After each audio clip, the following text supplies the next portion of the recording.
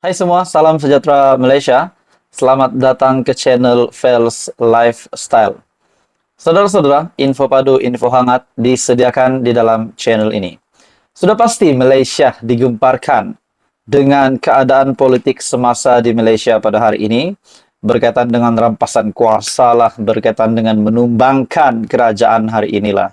Dan kita juga melihat bekas ahli parlimen, bekas Perdana Menteri sebanyak 2 kali, Tun Dr. Mahathir, yang dilihat mencabar besar, mencabar kedudukan Perdana Menteri Datuk Seri Anwar Ibrahim, dan akhirnya ingin mengheret Datuk Seri Anwar Ibrahim ke mahkamah, dan yang terkini akan menyaman RM150 juta. Tun Dr. Mahathir menuntut Perdana Menteri Malaysia untuk membayar saman tersebut, di mana ini adalah berkaitan dengan ucapan Perdana Menteri.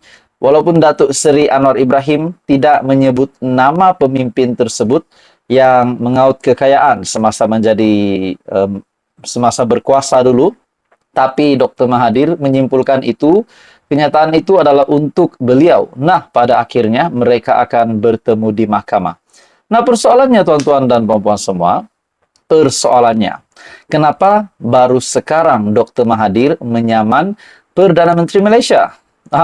Seperti yang kita tahu, Tun Dr. Mahathir bukan lagi ahli parlimen. Namun, beliau disanjungi ramai, dihormati ramai sebagai negarawan, dan sudah pasti dengan keadaan di antara Dr. Mahathir dengan Anwar Ibrahim hari ini, menurut Mahathir itu boleh menjejaskan reputasinya sebagai negarawan yang juga bekas Perdana Menteri sebanyak 2 kali, melalui ucapan Perdana Menteri sebelum ini yang kononnya Datuk Seri Anwar Ibrahim mengayakan diri dan keluarga.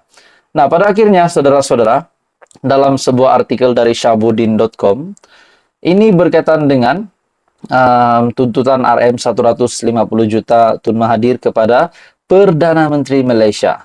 Rasa-rasanya, jangankan RM150 juta, RM1.50 pun belum tentu Tun Mahathir boleh dapat. Seperti yang kita tahu, Datuk Seri Anwar Ibrahim sekarang adalah Perdana Menteri Malaysia, dan sudah pasti menurut Syahbudin.com, kemenangan berat kepada Perdana Menteri. Nah, pada akhirnya kita juga tahu Datuk Seri Anwar Ibrahim adalah Menteri Keuangan juga. Tidakkah boleh Perdana Menteri Malaysia yang juga sebelum ini telah membuat kenyataan, dia minta bukti, saya akan bagi bukti. Tidakkah Dr. Mahathir akan memerangkap dirinya sendiri kalau mereka akan bertemu di mahkamah nanti? Nah, saudara-saudara, tuan-tuan dan puan semua, berkaitan dengan tuntutan RM150 juta, adakah Tun Mahathir akan mendapat tuntutan itu, mendapat bayaran itu daripada Datuk Seri Anwar Ibrahim? Dan kita kena ingat juga, yang menjadi lawan Mahathir adalah Perdana Menteri Malaysia. Nah, sebab itu kenapa Dr. Mahathir tidak menyaman Datuk Seri Anwar Ibrahim sejak dulu lagi. Nah, ini berkaitan dengan dari Syahbudin.com, tuduhan Anwar Ibrahim bahwa Tun Mahathir memperkayakan diri sendiri, anak-anak dan kroninya bukanlah perkara baru. Sebaliknya telah mula diungkap dan dijajah sejak 1998 sebaik beliau dipecat daripada UMNO. Sepatutnya waktu itulah, dan ketika beliau berjawatan Perdana Menteri, saman sudah dikemukakan terhadap Anwar. Kenapa hanya sekarang Tun Mahathir mahu menyaman Anwar? Apakah baru sekarang beliau sedar dakwaan Anwar itu sebagai fitnah? Pada akhirnya, saudara-saudara, menurut kenyataan dari Syahbudin.com, melalui jawatan yang dipegang Perdana Menteri hari ini, Anwar mempunyai akses langsung untuk mengorek dan mencari bukti-bukti terpendam di PMO dan Kementerian Keuangan berkaitan Tun Mahathir. Wow!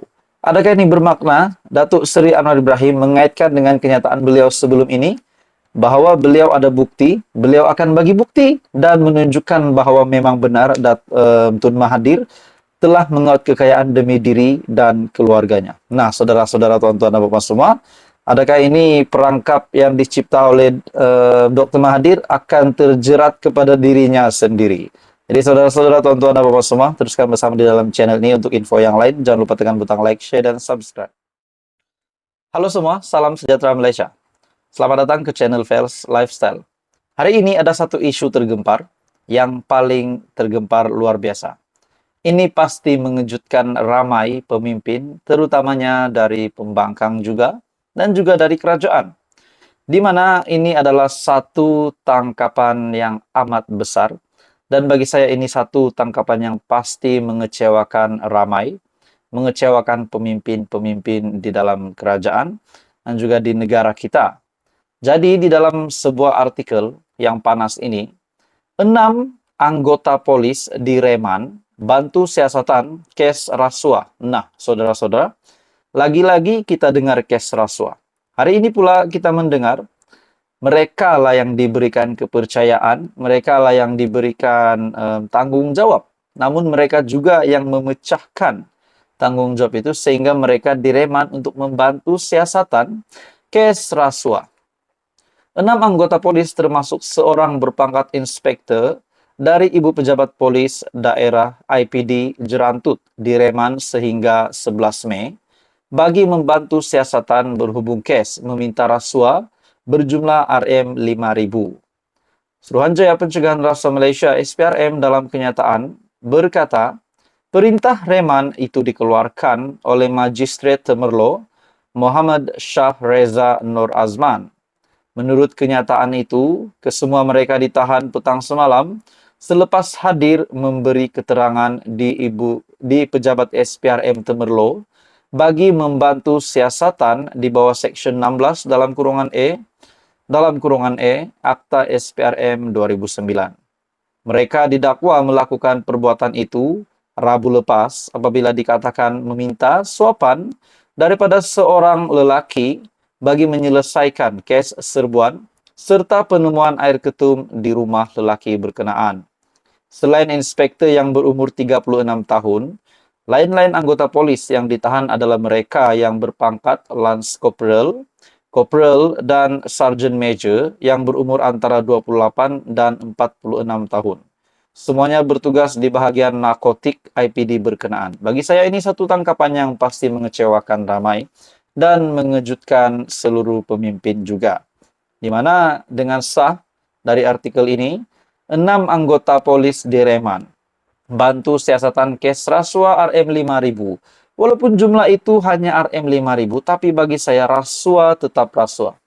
Jadi bagi saya ini satu lagi kemenangan kepada Perdana Menteri, disebabkan beliau kita dapat lihat mempunyai satu objektif untuk membantras rasuah di Malaysia. Pada akhirnya setelah beliau menjadi Perdana Menteri, Datuk Seri Anwar Ibrahim, akhirnya kita dapat lihat SPRM semakin aktif, semakin agresif membuat tangkapan dan sebagainya.